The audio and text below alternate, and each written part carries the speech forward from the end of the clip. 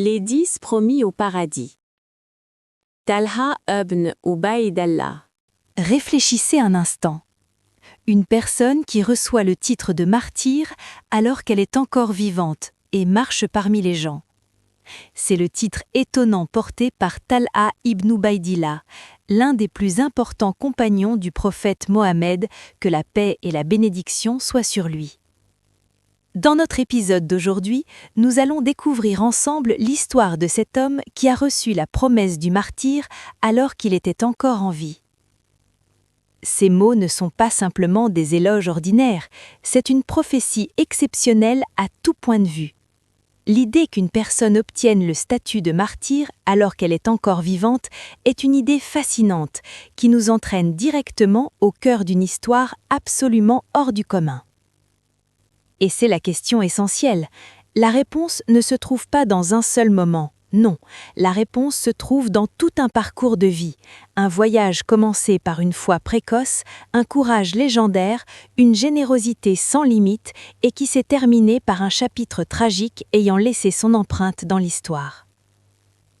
Revenons au début.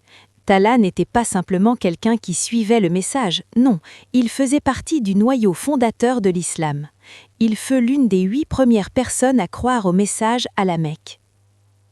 Ces premières étapes ont tracé sa voie depuis la prophétie d'un moine qui a semé l'idée dans son esprit jusqu'à sa conversion précoce à l'islam par l'intermédiaire de son ami Abou Bakr, puis l'épreuve qu'ils ont traversée ensemble et qui leur a valu le surnom de « les 2 compagnons inséparables ». À chaque étape, c'était une préparation pour quelque chose de grand qui allait arriver. Et maintenant, nous arrivons au jour d'Uhud, le jour où le courage de Talha ne s'est pas simplement manifesté, mais où il a gravé son nom dans l'histoire comme symbole de sacrifice et de dévouement. Il faut imaginer la scène.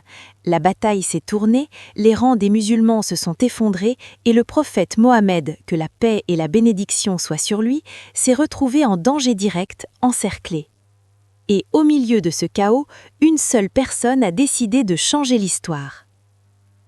Vous ne pouvez pas imaginer le nombre de blessures qu'il a reçues, plus de 70 blessures.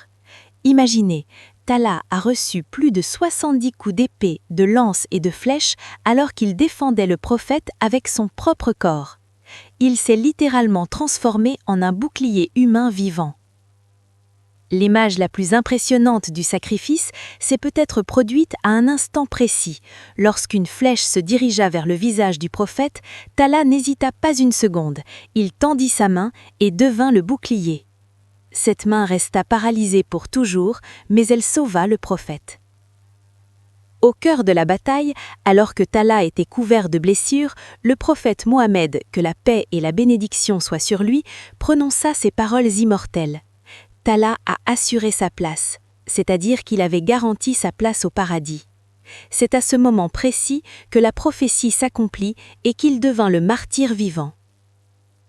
Mais l'héroïsme de Talha ne se limitait pas au champ de bataille, il avait un autre aspect tout aussi remarquable, sa générosité, qui ressemblait presque à une légende.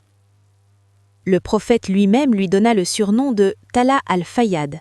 Le mot Fayyad signifie comme un fleuve débordant de dons qui ne s'arrête jamais, ce qui montre l'ampleur de sa générosité extraordinaire.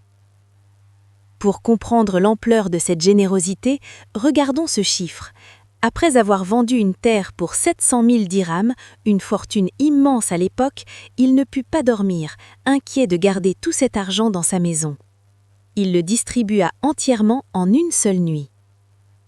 Mais cette situation nous révèle sa manière de penser. Il ne considérait pas la richesse comme une sécurité. Au contraire, il la voyait comme un fardeau et une responsabilité devant Dieu. Pour lui, l'idée de dormir dans une maison contenant tout cet argent était impossible. La seule solution était de s'en débarrasser immédiatement en faisant le bien. Nous arrivons ici au dernier chapitre, le plus difficile et le plus tragique de la vie de Talha, les événements de la Grande Fitna, la première guerre civile de l'histoire de l'islam. La succession des événements montre à quel point la situation était complexe. Ce n'était pas une question de noir ou de blanc. L'histoire commença par une allégeance, suivie d'une demande de justice, puis d'un désaccord sur la manière de l'obtenir, et se termina par une confrontation armée que personne ne souhaitait.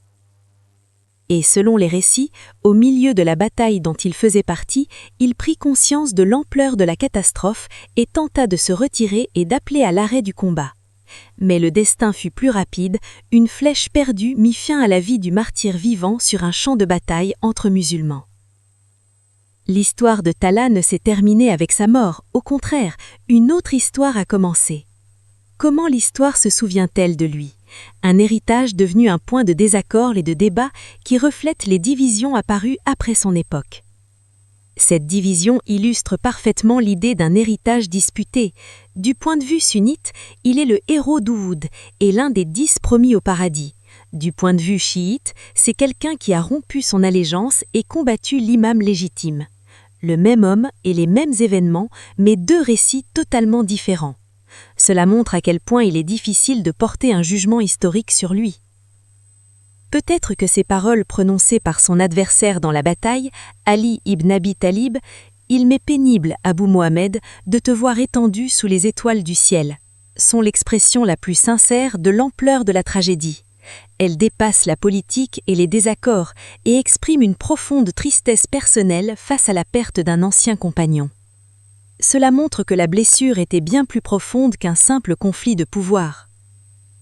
En fin de compte, la vie de Talha ibn Ubaydillah nous pousse à réfléchir à la manière dont une seule personne peut être vue à la fois comme un héros sacré et comme un rebelle.